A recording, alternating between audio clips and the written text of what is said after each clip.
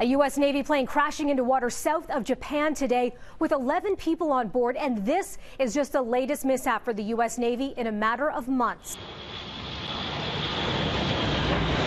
The C-2 Greyhound transport plane, similar to this aircraft, came down as it was carrying passengers and cargo from Japan to the USS Ronald Reagan carrier.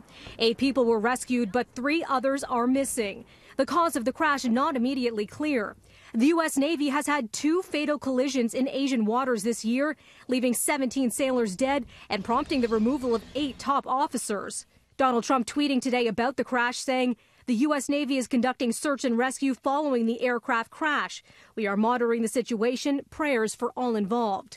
Before that post, the president, who's now in Florida for the American Thanksgiving holiday, reignited a couple of his recent feuds, including this one with the NFL, saying the league is now thinking about a new idea, keeping teams in the locker room during the National Anthem next season. That's almost as bad as kneeling. When will the highly paid commissioner finally get tough and smart? The issue is killing your league. And LeVar Ball, the father of one of the 3 now freed UCLA basketball players detained in China on suspicion of shoplifting, once again in Trump's crosshairs for downplaying Trump's role in the player's release. Trump tweeting, "It wasn't the White House, it wasn't the State Department, it wasn't LeVar's so-called people on the ground in China that got his son out of a long-term prison sentence. It was me, all caps, too bad. LeVar is just a poor man's version of Don King, but without the hair."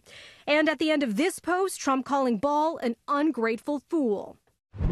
New dramatic footage shows a North Korean soldier's escape last week from the reclusive nation. His Jeep racing for the border with South Korea before it crashes. Then he bolts on foot while being chased under a hail of gunfire by North Korean border guards before he makes it across the dividing line, severely hurt.